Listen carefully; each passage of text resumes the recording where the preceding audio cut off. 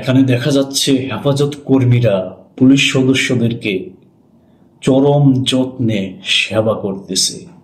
তারা হয়তো জানতো না কিছুক্ষণ পরেই তাদের উপর ইতিহাসের সেই কালো অধ্যায় রচিত হতে চলছে।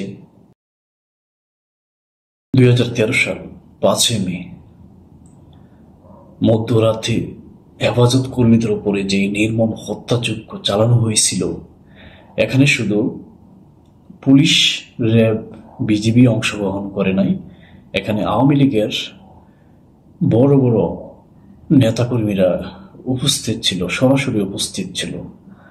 তার পাশাপাশি ছাত্রলীগের নেতাকর্মীরা এবং যুবলীগের নেতাকর্মীরা, স্বেচ্ছাসেবক লীগের নেতাকর্মীরা এখানে উপস্থিত ছিল। তার পাশাপাশি শাহবাগী নাস্তিকরা, শাহবাগীরাও এটার সাথে সম্পূর্ণভাবে যুক্ত ছিল। যারা এই হত্যাকাণ্ডটা চালিয়েছে তারা হলো কাপুরুষ।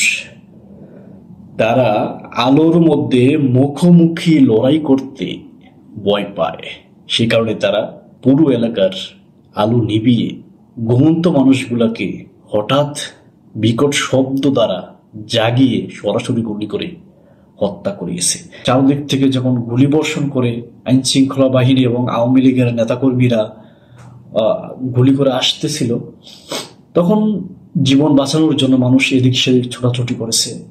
কেউ এখানে পালিয়েছে, কেউ এখানে লুকিয়েছে, কেউ ওখানে লুকিয়েছে। তখন এই বাচ্চা ছেলেগুলাকে এক এক করে খুঁজে বের করে যেখানে পাইছে সেখানেই গুলি করে মারা হয়েছে। সেখানে এই যে এত গুলি, এত লাশ, সব নাকি গুম হয়ে গেল একেবারে আধা ঘন্টার মধ্যে, যেখানে সব চলে গেল। কোনো গোলাগুলি বা সেরকম কোনো ঘটনাই ঘটেনি। গায়ের লাল রং লাগিয়ে পড়ে আছে, যখন পুলিশে ডাক দিচ্ছে উঠে দৌড় মারছে, দেখা গেল লাশ দৌড় মারলো।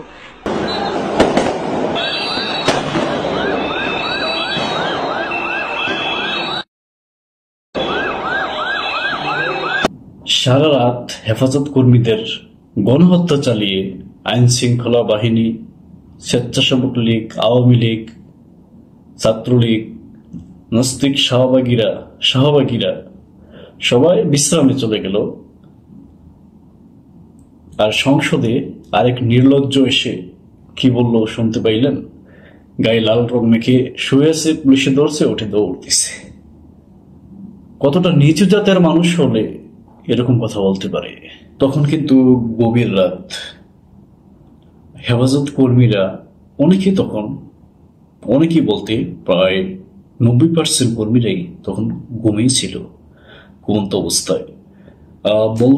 বলা যেতে পারে ঘুম থেকে তুলেই সরাসরি হত্যা করা হয়েছে হেফাজত কর্মীদেরকে।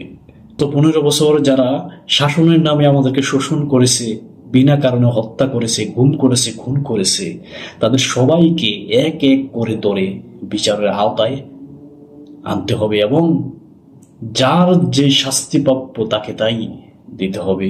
যদি কারো ফাঁসি হয়, তাকে ফাঁসির মঞ্চে ঝুলিয়ে তার শাস্তিটা তাকে দিতে হবে। যার যতটুকু পাওনা তাকে এতটুকুই দিলেই যথেষ্ট। আমরা আশা করি গত 15 বছরের এই খুনিগুলার বিচার বাংলার মাটিতে হবে ইনশাআল্লাহ। ভালো থাকবেন সবাই, আল্লাহ হাফেজ।